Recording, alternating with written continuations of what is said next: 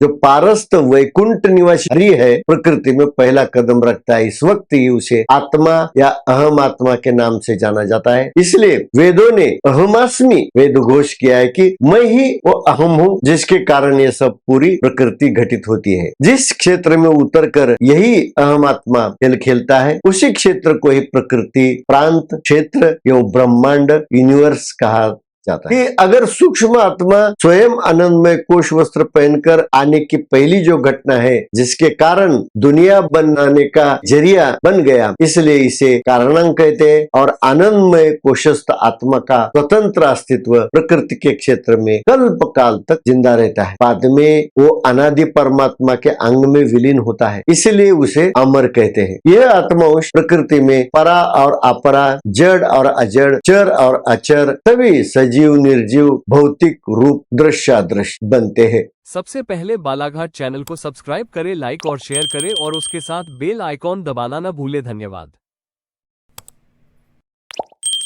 श्री गणेशाय नमः। गुरुर्ब्रह्मा गुरुर्विष्णुः गुरुर्देवो महेश्वराः, गुरुः साक्षात् परब्रह्म तस्मै श्री गुरवे नमः।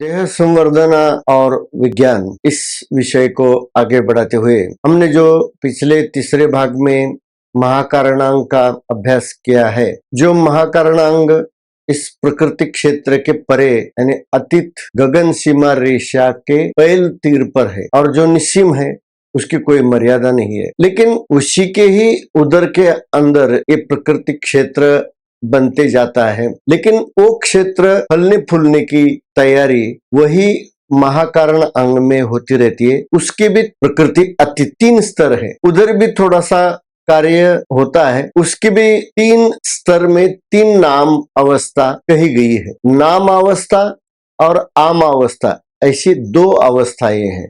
आम अवस्था यानी प्रकृति की अवस्था, जो घटती बिगड़ती है, खेलती कूदती है, भागती दौड़ती है, वो गतिमान है, चंचल है और दर्द दुख सहन करती है। लेकिन प्रकृति अतीत जो अवस्था है, गगन सीमा रेखा को लग के जो अवस्था होती है, उसका नाम है हरि, यानी कि उसी को ही वैकुंठ स्थान कहा जाता है। उसी के ऊपर अवस्था है, उसको कहते हैं कृष्ण। और ये अवस्था में संकल्प के तरंग उठते रहते हैं, देयर इज ओनली वेव्स। और इसका स्थान का निर्देश द्वारका शब्द से होता है, उसे द्वारका स्थान कहते हैं। और उसी के भी ऊपर राम अवस्था है, उसे निरामय निश्चल स्तब्ध अवस्था है, उसमें कुछ हलचल नहीं होती है। जो राम अवस्था में निश्चल निरामय स्तब्ध था, और वो राम अवस्था का स्थल का नाम है साकेत नगरी। इस साकेत नगरी में शब्द स्थिति में बैठा हुआ राम जब वही कृष्ण अवस्था में संकल्प करना शुरुआत करता है कि मुझे कुछ न कुछ खेलकूद करना है, मैं अकेला हूँ, मुझे अनेक में विभाजित होना है, तो इस संकल्प को लेके जब वो क्रियाशील होने की भावना मन में उसके तरंग उठते हैं, तब वो उसको कहते हैं कृष्ण अवस्था, वो द्वारका नगरी है। फिर उसके बाद वो स्वयं को खुद एक आकार में ढला देता है। वो अपना ही अंग अंदर ही अंदर सिकुड़ कर घन गोलाकार धारण करता है, और वही घन गोल तुरंत ही गगन सीमा रेखा लांग कर और आकाश का आनंदमय कोश पहन कर इस प्रकृति क्षेत्र में प्रवेश करता है। अभी जो गगन सीमा के ऊपर था, बाहर था, अतीत था, उसे हरि कहते हैं, जिसको कोई वस्त्र विलेपित नहीं करता है। लेकिन जब वो गगन सीमा रेखा की छाननी से या वस्त्रगाल से जब प्रवेश करता है प्रकृति में, उसी वक्त वो आकाश का वस्त्र परिधान करता है, और उसे ही अध्यात्म शास्त्र आत्मांश कहते हैं, आत्मा कहते हैं, और विज्ञान उसे ही क्वार्क कहते हैं। और वही बाद में ग के रूप में यहाँ अपना प्रभाव दिखाते रहता है, और उसको ही प्रथम विभक्ति से अहम कहा जाता है। जब वो ये गगन सीमा से अंदर आता है, तो वही हरि हरि हरि मंत्र हा शिवाचा, म्हणती जे वाचा तया मोक्ष। वहां 3 बार हरि हरि हरि कहा है। इसका मतलब 3 हरि का संगठन, यानी कि 3 आत्मांश का संगठन, यानी कि 3 क्वार्क का संगठन यहाँ न्यूट्रॉन बनाता है।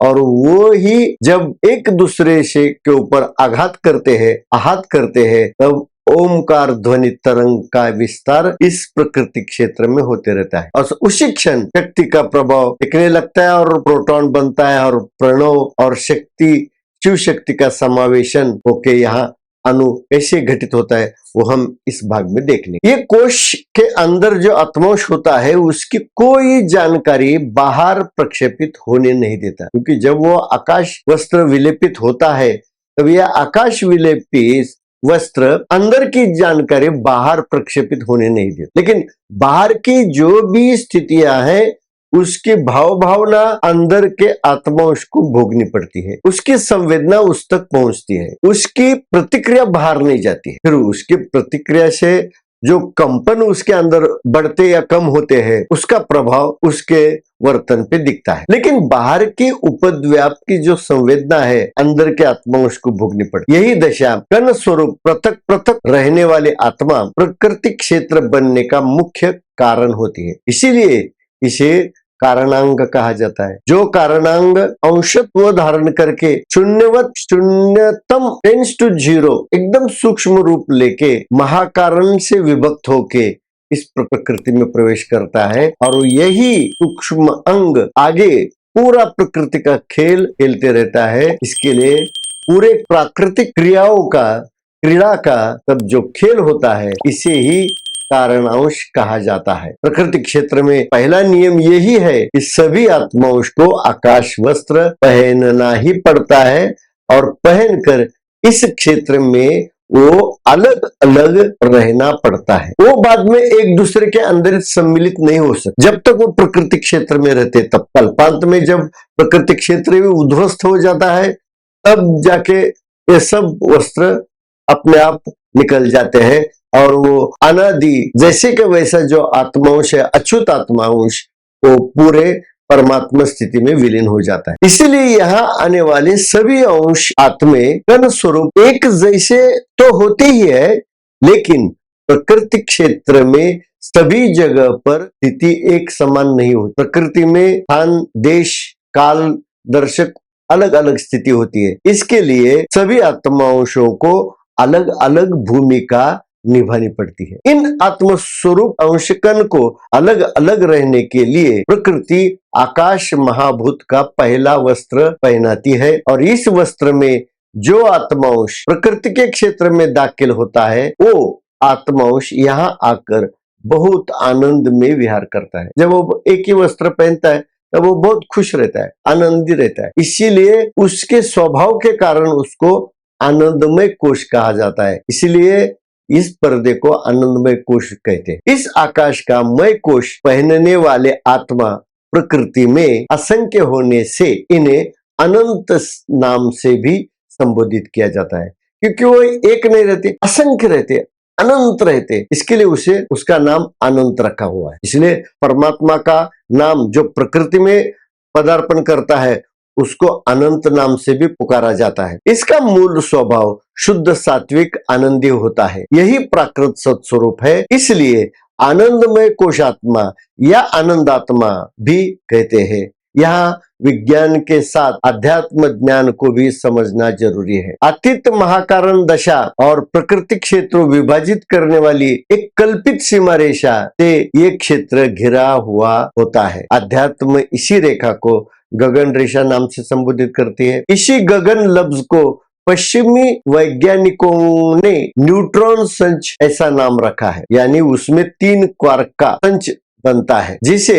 ODDU इस लिपि से संबोधते हैं। इसलिए उसे त्रिगुण मात्रा संच यानी न्यूट्रॉन माना जाता है, क्योंकि ये विकारी नहीं होता और किसी और को या और पर कोई प्रभाव नहीं डालता। इसके लिए उसको न्यूट्रॉन यानी कि न्यूट्रल कहा जाता है। गगन सीमा पर पहला वस्त्र इसी आकाश ने, यानी आकाश को गगन ऐसे भी कहा जाता है। इसी आकाशमय कोश के अंशरूप गोल गकारी अहम आत्मा को वैज्ञानिक क्वार्क कहते हैं और ये 3 कणों का संच त्रिगुण होता है, यानी न्यूट्रॉन 3 क्वार्क का संच होता है। जैसे गगन यानी आकाश वस्त्र पहने हुए 3 क्वार्क गुच्छ से न्यूट्रॉन बनता है। अब ये न्यूट्रॉन यानी DDU यानी कि रासायनिक सूत्र से बताया जाए तो, और उसे ही अध्यात्म शास्त्र क्या कहता है, गगन कहता है। ये तीनों नाम एक ही सगुण जो त्रिगुण दशा के संच का है। DDU यानी कि 2 डाउन स्पिन के क्वार्क होते हैं और एक अप स्पिन का क्वार्क होता है, इसलिए एक दूसरे की गति को वो काटकर न्यूट्रल स्वभाव के होते हैं। पहले जो अकेला आत्मांश था अब वही त्रिगुण हुआ और विज्ञान इसे ही न्यूट्रॉन कहता है, क्योंकि वो 3 आत्मांश यानी 3 क्वार्क का बनता है। यहाँ समझने वाली एक विशेष बात यह है कि आधुनिक वैज्ञानिक और प्राचीन ऋषियों के अध्यात्म शास्त्र के अभ्यास में एक समानता जरूर दिखाई देती है। अभी वो कैसी आई और आधुनिक यानी के पाश्चात्य साइंटिस्ट यानी वैज्ञानिकों ने वो कैसा उसको स्वीकृत किया वो हमें मालूम नहीं, लेकिन उन्होंने किया जरूर है, क्योंकि इसमें जो इंग्लिश अल्फाबेट्स यानी कि लिपि का जो डी अक्षर है, स्मॉल डी, बड़ा डी नहीं लिखा उन्होंने, स्मॉल डी यूज किया। स्मॉल अल्फाबेट डी जो है वो संस्कृत के ग के लिपि के समान दिखता है और यू जो स्मॉल यू णकार के जैसा दिखता है, इसलिए न्यूट्रॉन संच को विज्ञान DDU कहता है। उसे ही अध्यात्म शास्त्र में ऋषि ने गगन कहा है। अब इस गगन रेखा पर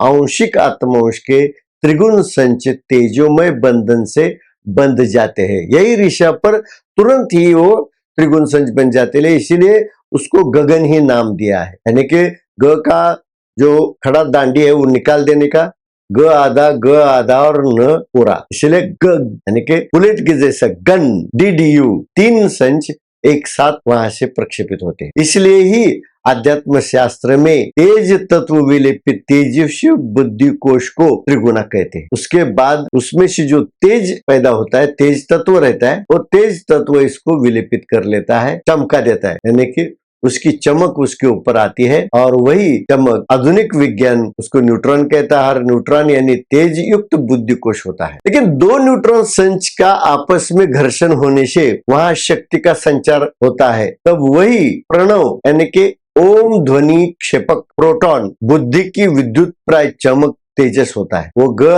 और 2 न के बराबर होती है, यू प्रोटॉन, क्योंकि एक अणु उसका स्पिन बदल जाता है, एक क्वार्क उसका स्पिन बदल जाता है। ग यानी कि अगर एंटी क्लॉकवाइज माना तो न क्लॉकवाइज होता है और उसके हिसाब से प्रोटॉन में प्रभारित शक्ति जन्म लेती है और उसके कारण वहां शक्ति का संचार हो जाता है और वही शक्ति के आकर्षण बल से अन्य बाहर मुक्त क्वार्क है वो क्वार्क खींच कर अपने ओर खींचता है, आकर्षण करता है। इस शक्ति भारित संच को वलयांकित करते हैं वही क्वार्क, फिर उसके इर्द गिर्द घूमने लगते हैं और यही प्रकृति का जनक अणु ही फिर मन एटम बनाता है। इस अणु को ही सूक्ष्म लिंग देह मन माना जाता है, क्योंकि अभी वो अणु प्रथम वायु रूप ही बनता है, क्योंकि मन वायु रूप ही, इसलिए वायु का कोश से यहाँ सूक्ष्म मन बनता है। यानी कि कोई भी धातु का जन्म वायु रूप स्थिति में ही होता है। 2 इलेक्ट्रॉन के घर्षण के कारण प्रोटॉन बना और तुरंत वायु रूप अणु बना, यानी कि तेजस ज्ञानमय कोश और वायु रूप मनोमय कोश दोनों आनंदमय कोशस्थ आत्मांश पर नए पर्दे विलेपित होकर अणु बने हैं। उसे ही अध्यात्म शास्त्र में सूक्ष्मांग देही मनोमय कोश कहते हैं। अणु यानी कि मन यानी कि सूक्ष्मांग लिंग देह, लेकिन ये वायु रूप कोश 10 परतों वाला होता है, क्योंकि इसमें दशेंद्रिय का सुप्त निवास होता है और सुप्त दशा में 10 इंद्रिय यही मन कोश में विराजित होते हैं, और इसलिए वो 10 पर्दों में वो मनोमय कोश रहता है। अर्थात विज्ञान ने भी वायु रूप अणु के इलेक्ट्रॉन की अलग अलग कक्षा वलयों के 4 स्तर परते बताए हैं। उसके नाम उन्होंने S, P, D और F ऐसा कहा है, क्योंकि रसायन शास्त्र में संशोधित जो किया है वो S एक ही कक्षा का वलय रहता है, पी ऑर्बिट, उसे ऑर्बिट यानी कक्षा, 3 कक्षा रहती है उसमें, वो एक दूसरे को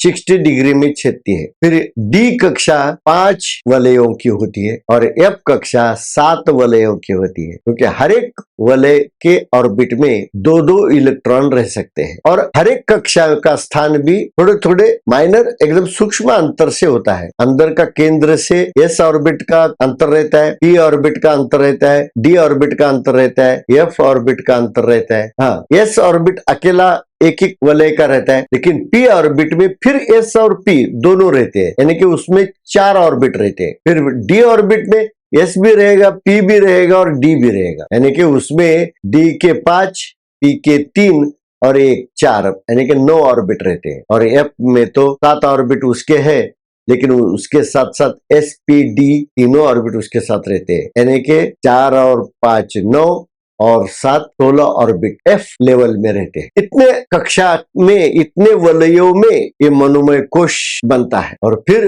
वही वायु रूप अणु एक दूसरे से घर्षण करके अग्नि बनाते हैं, यानी कि प्रज्वलन करते हैं, यानी कि प्रकाश भी उसमें से बाहर निकलता है और दाहकता यानी कि ऊष्मा भी उसके अंदर से बाहर निकलता है। फिर बाद में वही अणु ठंडे होने के बाद जल बन जाता है या द्रव रूप बन जाते हैं, रस रूप बन जाते हैं, और वही और ठंडे होने से घन रूप बन जाते हैं, यानी कि अकेला सूक्ष्म लिंग देह यहाँ सब भूत में विराजमान होता है। वही आत्मांश जो सूक्ष्म लिंग देह बनाता है, वही बाद में आप तत्व और भूत तत्व भी बनाता है और उसमें से बाद में स्थूल देह भी बनता है, वो अपन आगे देख ले। ये मनोमय कोशयुक्त सूक्ष्मांग सजीव और निर्जीव दोनों सृष्टि के मूलाधार बुनियादी जड़ रहती है। सचेत शक्ति प्रभार होते हैं। सचेत यानी कि क्या? शक्ति प्रभार होना, और उस शक्ति से प्रकृति कुछ न कुछ कार्यरत होती है, कार्य कर सकती है, क्योंकि शक्ति नहीं रहेगी तो उनका कुछ कार्य नहीं होगा, क्योंकि अनुघटन ही शक्ति के प्रभाव से हुआ है। शक्ति नहीं होती तो अनुघटन नहीं होता था। अनुघटन होने से बाद में शक्ति का उत्सर्जन भी हुआ, शक्ति का सृजन भी हुआ। इसलिए सजीव सृष्टि में इस मन की चेतना अलग अलग होती है और वो अष्टदा परा प्रकृति स्वयं संचलित सचेत सजीव जीव दशा होती है। लेकिन निर्जीव सृष्टि में यही चेतना शक्ति का स्तर न्यूनतम यानी कि शून्यवत, यानी कि शून्य नहीं रहता, फिर भी कम से कम मिनिमम होता है। इसलिए इसे अपरा प्रकृति कहते हैं, क्योंकि उसमें मन, बुद्धि और अहम का जो प्रभाव है बहुत कम रहता है, लेकिन जड़त्व का जो प्रभाव है वो ज्यादा होता है। इसीलिए अब हम इसी पंचकोश के वलयों का सविस्तर थोड़ा सा विवरण देखेंगे। अभी हमने देखा है कि हरि जो क्वार्क है अपना अनादित्व भूलकर अपना मूल स्वरूप स्थिति जो है उसको भूल जाता है। कब? जब वो गगन की छिद्र से अंदर प्रकृति में पहला कदम रखता है और जब वो आकाश वस्त्र पहनता है, खुद का ज्ञान अंदर ही अंदर छिपा रहता है। तो उसका प्रारंभिक अंशकन घन गोलाकार जो है गेंद रूप रहता है, तेंदु के जैसा, बॉल के जैसा। जो पारस्त वैकुंठ निवासी जो हरि है प्रकृति में पहला कदम रखता है, इस वक्त ही उसे आत्मा या अहम आत्मा के नाम से जाना जाता है। इसलिए वेदों ने अहमास्मि ऐसा वेद घोष किया है कि मैं ही वो अहम हूँ, जिसके कारण ये सब पूरी प्रकृति घटित होती है। जिस क्षेत्र में उतरकर यही अहम आत्मा खेल खेलता है, उसी क्षेत्र को ही प्रकृति, प्रांत, क्षेत्र एवं ब्रह्मांड, यूनिवर्स कहा जाता है। यही आनंदमय कोश यानी कि पहला आकाश वस्त्र प्रकृति ने अंशात्मक को गगन रेखा के अंदर आते समय पहनाया है। उस विलेपन के कारण उसे घन गोलाकार दशा प्राप्त हुई। उसे आत्मा, ब्रह्म, प्रणव ऐसे कई नामों से जाना जाता है। इसलिए एकनाथ महाराज अपने अभंग में कहते हैं, कोश जानावा आनंद तो हा केवल परमानंद। अगर ये पहला कोश जानने का है तो बस वो सिर्फ आनंद स्वरूप है, इतना जानो, वही परमानंद है। वो कोश को समझ जाएंगे, पहचानेंगे तो आप स्वयं ही उत्स्फूर्त से आनंदित हो जाएंगे, क्योंकि आनंद बाहर से किसी चीज से मिलने वाली चीज नहीं है, ये अंदर के परतों में छुपा हुआ वो आनंद है। इसलिए उसको खोजना पड़ता है। सर्वोच्च दशा से अलग कण स्वरूप होकर छिद्र पूर्ण गगन रेखा से आत्मा प्राकृत क्षेत्र में प्रवेश करता है और आकाश का यह वस्त्र पहनकर सूक्ष्म गगन के छिद्र से प्रकृति के अंदर आता है, तभी अंश रूप में ये हरि ही सूक्ष्म शून्याकार घनगोल रूप में यहाँ कायम अलग अलग रहता है। उन्हें आत्मा कहते हैं। आत्मा ने पहना हुआ ये प्राकृत पहला वस्त्र कल्पांत तक कोई उतार नहीं सकता। आत्मा खुद भी इस वस्त्र को उतार नहीं सकता हमेशा, लेकिन वह हमेशा सुखी एवं आनंद में रहती है, क्योंकि आनंद के लिए उसे किसी अन्य की जरूरत नहीं होती है। यही अंश रूप आत्मा की सूक्ष्मता समझने के लिए हमारे संत ज्ञानेश्वर ने कहा है कि एरवी सपूर्पण तयाचे पहावे तरी शून्य चिन्हवे स्वभावे वरी गगनाचे नि पालवे गाळून घेतले। सपूर्पण यानी अति सूक्ष्मता। अगर उसकी सूक्ष्मता देखनी है, जाननी है, समझनी है तो शून्यवत ही ऐसा समझो, लेकिन शून्य नहीं है, क्योंकि उसमें कुछ ना कुछ अंश है। उसको शून्य कहा नहीं जा सकता है, लेकिन वो इतना सूक्ष्म है कि इसके लिए ही वो गगन के वस्त्र से नीचे गिरता है, प्रकृति में आता है, आ सकता है। उसको छान कर लिया जाता है। गाड़ून यानी कि छान कर, पालवे यानी कि वस्त्र, गगन के वस्त्र से छान कर जो सूक्ष्माति सूक्ष्म कण है उसे वो गगन वस्त्र यानी कि आकाश वस्त्र पहनकर वो गगन का संच बना दिया जाता है, यानी कि न्यूट्रॉन बना देता है। यानी कि क्वार्क अलग अलग भी रहते हैं, लेकिन ज्यादातर क्वार्क न्यूट्रॉन बन जाते हैं। इसीलिए वो सब क्वार्क स्वयं गतिमान होते हैं, और इसी क्वार्क के संच को बाद में प्रणव वस्तु के नाम से भी समझाया गया है, क्योंकि पश्चिम वैज्ञानिक जो है, संशोधक है, शोधकर्ताओं ने इस आदिम सूक्ष्म आकार को क्वार्क कहा है। आधुनिक वैज्ञानिक अभी भी इस वस्तु के दशा को क्या कहे उसके बारे में उलझन में पड़े हैं, क्योंकि नाम में ही वह अर्क यानी इस रस से बना ये समझा नहीं गया है। अध्यात्म शास्त्र भी उसको समझा नहीं पाता है। वहाँ उसकी मति मंद यानी खंडित हो जाती है। उसकी मति बुद्धि मन की भी झेप वहां तक पहुंच नहीं सकती है। इसीलिए उसको उसके बारे में कुछ भी कहा नहीं जाता। अनुमानना नेति नेति मनति गोविंदुरी, उसका कोई अनुमान शास्त्र नहीं करता है, न कोई इसको ऐसा है ऐसा बताता नहीं है। लेकिन उसको समझने के लिए उसका गहन अध्ययन करने का काम आज भी वैज्ञानिक करते हैं। ये प्रारंभिक आत्मवस्तु को अलग अलग रखने की जो प्राकृतिक खूबी है, प्राकृतिक कुशलता है, जो उसको हम आत्मा मानते हैं, यही आदिम आत्म वस्तु को समझने के लिए कई वैज्ञानिकों के प्रयास सराहनीय है। उन्होंने बहुत संशोधन किया है उसके ऊपर, और उनके ज्ञान से ही हम आध्यात्मिक शास्त्र का भी उकल डिकोडिंग कर सकते हैं। भले उससे कोई गॉड पार्टिकल कहे, देवकन कहे या शून्य कहे, लेकिन वो शून्य नहीं है, बहुत सूक्ष्म है। इसलिए आज भी वो अनभिज्ञ है। कोई कहता है वो पार्टिकल है, कोई कहता है नहीं नहीं वो वेव है, तरंग है, लहर है, तो कोई कहता है वो स्ट्रिंग है, यानी कि वाइब्रेट होने वाली तार के जैसा वो कोई चीज है। इसलिए आज भी विज्ञान अंतिम नतीजे तक नहीं पहुंचा है, लेकिन उनका प्रयास सराहनीय प्रशंसनीय जरूर है, क्योंकि इनके संशोधन से ही पुरातन ऋषि मुनियों के लिखे बात को समझना आज के दौर में यानी कि वर्तमान स्थिति में आसान हो गया है। वरना वेदों में लिखे हुए शब्दों को भी समझना बहुत कठिन है, इतना आसान नहीं था। जैसे कारणांग आत्मवश प्रकृति के दायरे में आता है, बाद में उस पर अन्य चार महाभूते धीरे धीरे अपनी भौतिक परतें चढ़ाना शुरू करते हैं। स्वयं की विकृत वर्तमान स्थूल भौतिक स्थिति के माध्यम से ही ब्रह्मांड के निर्माण के कारणों का अध्ययन किया गया है। प्रकृति के क्षेत्र में वातावरण को बनाए रखने वाली आत्मकण की संख्या गिन पाना संभव नहीं, इसलिए हरि स्वरूप आत्मदशा को अनंत यानी कि इनफाइनाइट कहा जाता है। लेकिन प्रारंभिक आत्मा की सूक्ष्मता को समझने के लिए किसी को भी गहराई से अध्ययन, अभ्यास, ध्यान, साधना करनी होगी। इसके अलावा उसे समझना मुश्किल है। ऐसा ही एक सूत्र वेदांत में भी कहा है कि आनंदमयोभ्यासात्, ब्रह्म सूत्र में यही बात कही है कि अगर सूक्ष्म आत्मा स्वयं आनंदमय कोश वस्त्र पहनकर आने की पहली जो घटना है, जिसके कारण दुनिया बनाने का ये जरिया यहाँ बन गया, इसलिए इसे कारणांग कहते हैं। और आनंदमय कोशस्थ आत्मा का स्वतंत्र अस्तित्व प्रकृति के क्षेत्र में कल्प काल तक जिंदा रहता है। बाद में वो अनादि परमात्मा के अंग में विलीन होता है, इसलिए उसे अमर कहते हैं। यह आत्मा उस प्रकृति में परा और अपरा, जड़ और अजड़, चर और अचर, सभी सजीव निर्जीव भौतिक रूप बनते हैं, दृश्य अदृश्य सब बन जाते हैं,